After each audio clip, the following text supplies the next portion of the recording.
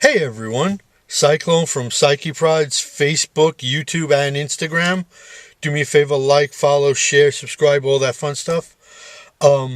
So I would be writing a recap of UFC 294, which just finished.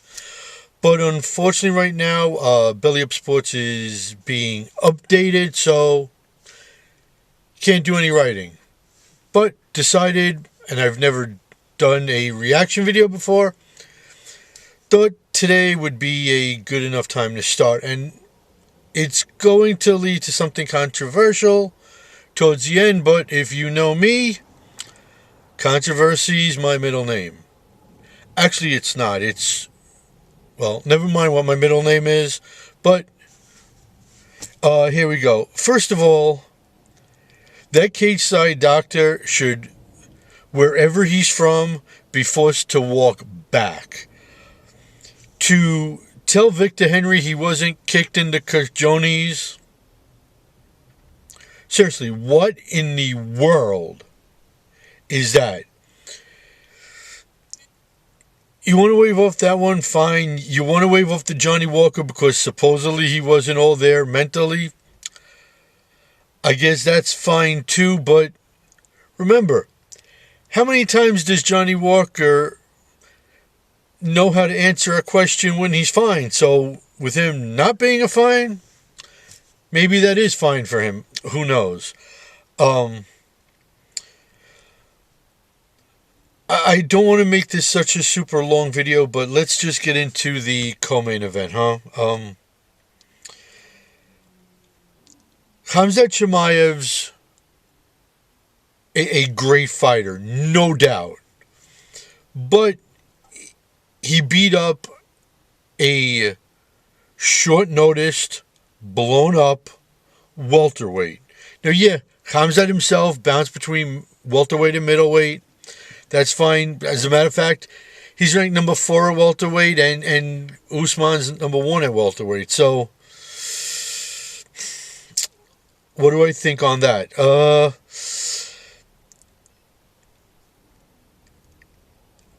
At first, I thought that this might be Usman's swan song. I did think for a split second he was going to drop the gloves and call it a career. Guess not on that. Maybe with longer camps, he can get a decent run at middleweight. I don't know. Those guys are a lot bigger. They hit a lot harder. So I don't know if he's going to be successful at middleweight because of that. Khamzat on the other side he's a beast. I don't like him because of his politics. I don't like him because of his attitude. Despite his post-fight speech saying to leave kids alone, that's all well and good, but the fact of the matter is, when it comes time to throwing hands, I don't know if he's beatable. I really don't. But is he worthy of a title shot right now? Overall career-wise, possibly. For Dana to say, basically, 2 welterweights, the winner is getting a title at middleweight, I don't know if that's necessarily the best thing for business. Here's what I think should go down and how it should go down. Du Plessis was to be the man fighting for the middleweight title against Izzy. Yes, that never happened. Sean Strickland slides in, flips the MMA and UFC world on its ear. But the fact of the matter is, Sean Strickland should not right off the bat have to fight Khamzat Chimaev. I want to see Chimaev face Du Plessis in a title eliminator fight. Like I said, just overall on career, does Khamzat deserve a shot? You can argue yes, you can argue no. But the fact of the matter is, du Plessis was next in line. Okay? So, put du Plessis in the cage against Chimaev as a title eliminator. Now look, Khamzat's swarming aggression can be used against him, especially against somebody like du Plessis, because you saw with Usman, you saw back when he fought with Gilbert Burns, if you put the pressure on Chimaev with striking, like Henry Hooft and Trevor Whitman told Usman in the corner today, he's backing straight up. So it makes sense that du Plessis does have a serious weapon in his arsenal, his striking, that can come forward, just bull rush Chimaev. But at the same time, if Chimaev is ready for it, sees that coming and shoots and takes him down, you might see Chimaev just wreck him on the ground, because quite frankly, he doesn't have the wrestling that an Usman has. So that's the way I think that should go. As far as the main event is concerned, look, like Leon Edwards did to Usman, Makhachev did to Volk. Headshot dead. And if I was writing, that would be the headline. Just 3 words. Headshot dead.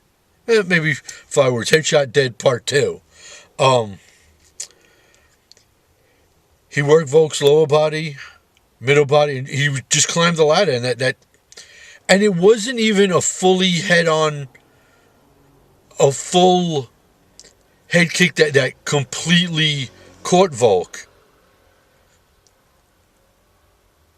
It was partially blocked. Okay? It didn't land fully.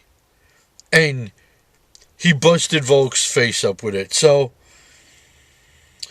like Volk said, I think the next smart move for him is Ilia Topuria. I don't think it should be in January, though. February, March. I like that a lot better than January for him. Now, as far as Islam is concerned, once again, now look, he talked about going up a weight division too.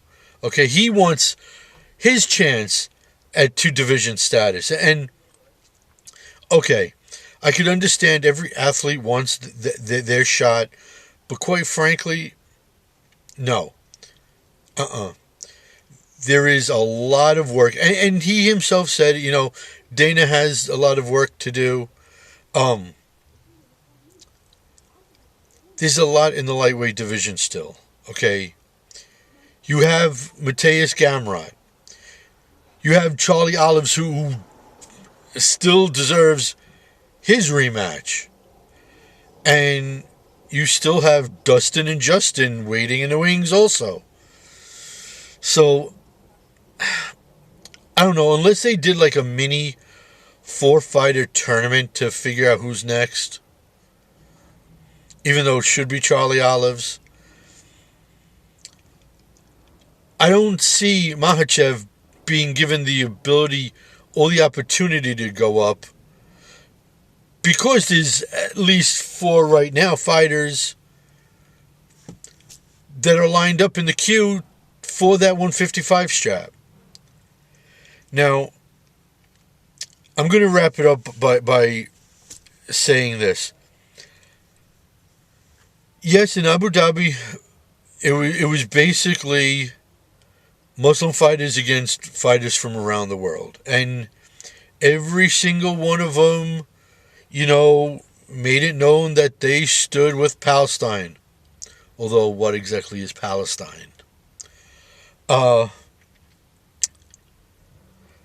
But not a single fighter, at least not that I remember, not a single fighter post-fight said, release all the hostages, Hamas. Okay, not a single one. Not a single one said, Hamas, Hezbollah, stop bombing Israel. They made it clear that they all stood with Palestine and they wanted peace, but they never laid down the law to their brothers. And that bothers me. And that brings me to the fact that, let's face facts, people. This world is getting very, very, very close to WW3. And if that should happen, God forbid, Dana's ability to go to Abu Dhabi, go to Saudi, same thing with boxing, taking Saudi money. I could see pressure being put on them to stop that once and for all. And quite frankly, it's a belief that I've had for a long time, that we shouldn't take Saudi money, that we shouldn't take Abu Dhabi money. Okay?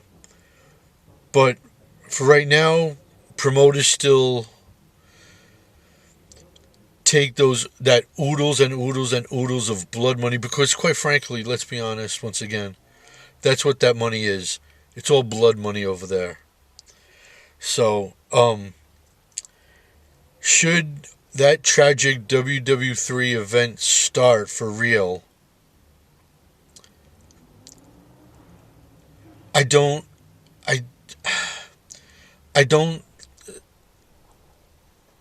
see Dana or boxing or any other promoter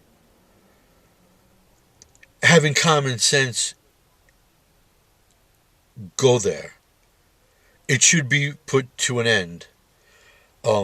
So that's my 294 wrap. It was overall a good card.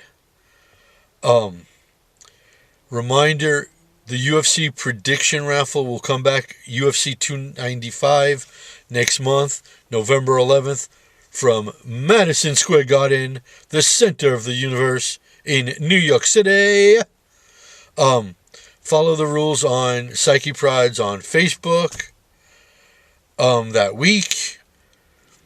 Like, follow, share, subscribe. Psyche Prides, Instagram, YouTube, and obviously Facebook. Share the video. And hopefully Belly Up Sports will have everything fixed, and I will get back to writing a lot more articles than I wanted to originally.